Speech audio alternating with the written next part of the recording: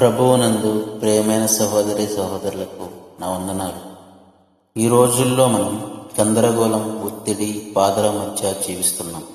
మనుష్యకు శాంతి కావాలంటే ఈ ప్రపంచం ఇవ్వలేని ఒక విషయం కావాలి.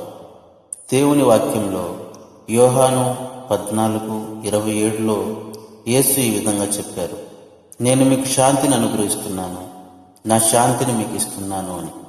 ఇది ఒక మాట మాత్రమే కాదు, ఇది ఒక వాగ్దానం కూడా. మన శాంతి ఈ లోకంతో సంబంధం లేనిది. మనకు శాంతి కావాలంటే చాలామంది ఫోన్ తీసుకుంటారు, వీడియోలు చూస్తారు, కానీ మనసు మాత్రం ఇంకా ఖాళీగానే ఉంటుంది. ఎందుకంటే శాంతి అనేది ఒక అనుభూతి కాదు, శాంతి అనేది ఒక వ్యక్తి. ఆయనే యేసుక్రీస్తు ప్రభు.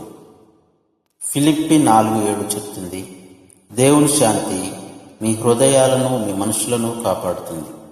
ఈ శాంతిని పొందాలంటే మొదటిగా దేవునితో సమయాన్ని గడపాలి, రెండవదిగా ఆయన వాక్యాన్ని దినసరి చదవాలి, మూడవదిగా మన భయాలను ప్రార్థనలో అప్పగించాలి. ఈ వీడియో చూస్తున్న నీవు ఒత్తిడిలో ఉన్నావా, బాధలో ఉన్నావా? అయితే యేసు దగ్గరికి రా. బ్యాక్ టు ఈడెన్ అంటే అదే, దేవుని సన్నిధిలోకి తిరిగి వెళ్ళే ప్రయాణం. ఈ మాటలు నీ మనసులోనికి శాంతిని తీసుకొస్తే లైక్ చేయండి, సబ్స్క్రైబ్ చేయండి. మనమంతా కలిసి ఈ ప్రయాణంలో నడుద్దాం. Back to Eden, return to his presence.